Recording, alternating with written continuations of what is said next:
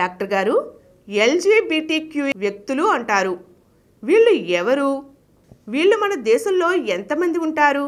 వీరి గురించి కాస్త చెప్పండి. ఎందుకంటే ఇటీవల నా గురించి నాకే ఏదో అనుమానం కలుగుతోంది. ఆడో మగో అర్థం కావడం లేదు. అంటే ఈయన అడిగారంటే ఈయనలో కూడా హోమోసెక్షువాలిటీ, ట్రాన్స్జెండర్ ఫీలింగ్ ఉందన్నమాట. ఎందుకు నా మీద నాకు అనుమానం కలుగుతోంది అని అన్నాడు. అంటే ఆయన జెండర్ అనేది నేను మేలా ఫీమేలా ఆ రెండు కాకుండా మరుగుతుందా?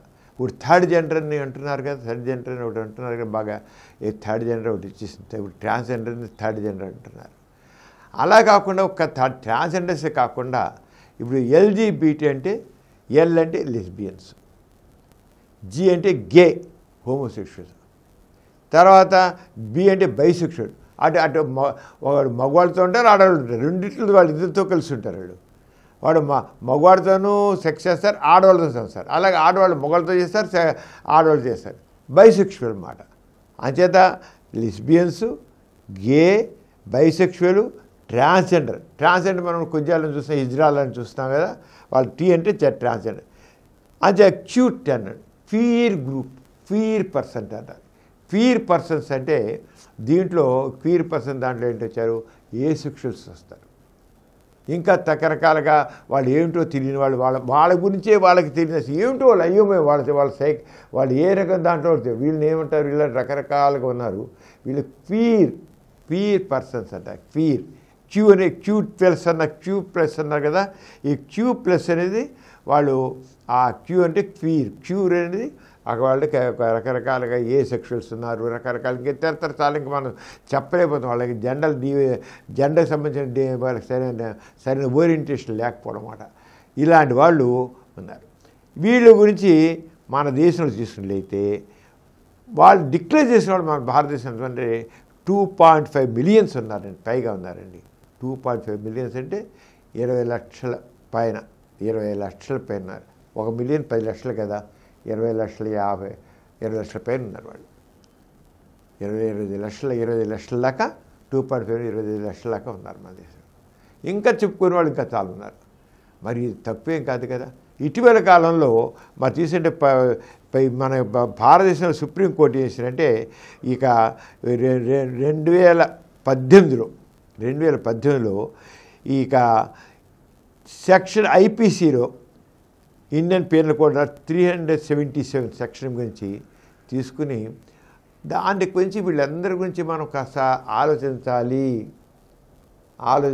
వీళ్ళకి కూడా మనం లీగల్గా వీళ్ళందరూ కూడా మనం కాస్త ఏదో శాంక్టిటీ ఇవ్వాలి. వీళ్ళని కూడా అంటే మన వీళ్ళకి కూడా లీగల్. ఇప్పుడు ట్రాన్స్జెండర్స్ ఉన్నారు, వాళ్ళు కూడా మనం ఇప్పుడు థర్డ్ జెండర్ చెప్పేసి ట్రాన్స్జెండర్ కూడా యాక్సెప్టబుల్ లెటర్. అదే థర్డ్ జెండర్ అంటే జెండర్ దాంట్లో థర్డ్ జెండర్ కూడా యాడ్ చేశారు. Male and female and third gender అండి. థర్డ్ జెండర్ దీంట్లో వస్తారు, దాంట్లో తక్కువ కూడా వస్తారన్నమాట ఈ థర్డ్ జెండర్. అంటే LGBTQ+ అనే దాంట్లో వీళ్ళ గురించి మరి సుప్రీంకోర్టు 2018 చెప్పింది. కానీ దీని తర్వాత 2023లో మన భారతీయ న్యాయ సంహితాన్ని కొత్తగా ఐపీఎస్ని మార్చారు. Indian penal code IPC, Indian penal కోడ్ని దాన్ని వేరే భారతీయ న్యాయ సంహితాన్ని మార్చారన్నమాట. ఈ భారతీయ న్యాయ సంహిత కూడా దాంట్లో కూడా అంత స్పష్టంగా ఈ LGBTQ+ వాళ్ళ గురించి అంత స్పష్టంగా తేల్చాల. ఎందుకంటే దీన్ని పార్లమెంట్లో పాస్ చేయాలి. మన భారతీయ సంస్కృతికి వ్యతిరేకమైనది అని. కానీ దీంట్లో చాలామంది ఏం మాట్లాడతారంటే మనం పురాతన కాలంలోనే ఇలాంటి లెస్బియన్స్ ఉన్నారు, గే పీపుల్ ఉన్నారు, ట్రాన్స్జెండర్స్ ఉన్నారు, ఇవన్నీ పురాతన కాలంలోనే ఎప్పుడూ రామాయణ భారత కాలంలోనే ఉన్నారు అని చెప్పేసి అంచేత వీళ్ళని మనం యాక్సెప్ట్ చేయాలి. వాళ్ళు కూడా న్యాయపరంగా మనం సమానమైన హోదా ఇవ్వాలి అనే వాళ్ళు కూడా ఉన్నారు. కానీ ఇంతవరకు మాత్రం మన భారతదేశంలో మాత్రం లేదు. కానీ ఇతర దేశాల్లో మాత్రం చెప్పుకున్నాం కదా, ఎదురుకే చెప్పుకున్నాం.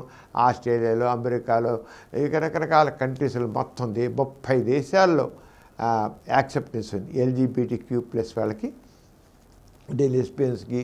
తర్వాత ఏమో గేకి, ఇంగ్లాండ్లో ఉన్నారు గే పీపుల్కి యాక్సెప్టెన్స్, వాళ్ళకి కూడా అన్ని రకాల రైట్స్ ఉన్నాయి. అలాగే బైసెక్షువల్, ట్రాన్స్జెండర్స్ వీళ్ళందరూ కూడా అన్ని చోట్ల ఇంగ్లాండ్, అమెరికా ఆస్ట్రేలియా, ఈ దేశాన్ని కెనడా, ఈ దేశాన్నిట్లో కూడా ఇలాంటి వాళ్ళందరూ కూడా ఉంది వీళ్ళంతా అనమాట. ఇప్పుడు ఈయన విషయంలో ఆ జెండర్ సంబంధించిన కొద్ది డిస్ఓరియంటేషన్ ఉంది ఏదో అని అంటున్నాడు ఆయన.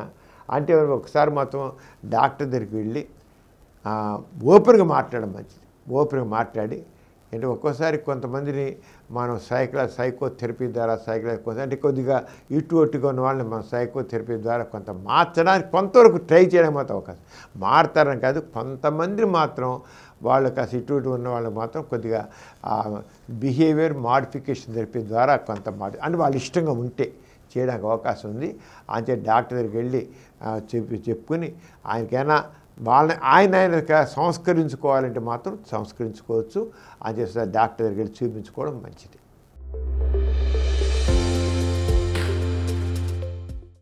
ఈ కార్యక్రమం మీకు ఎంతో నచ్చింది కదా. ఇటువంటి మరిన్ని వీడియోల కోసం అనతి కాలంలోనే 20 కోట్ల వ్యూస్ సాధించిన డాక్టర్ సమరం మల్టీ ఛానల్ నెట్వర్క్ సమర్పించు డాక్టర్ సమరం ఛానల్కు సబ్స్క్రైబ్ చేయండి, లైక్ చేయండి, మీ ఫ్రెండ్స్కి షేర్ చేయండి. అలాగే ప్రక్కనున్న గంట సింబల్ని ప్రెస్ చేయడం మర్చిపోకండి.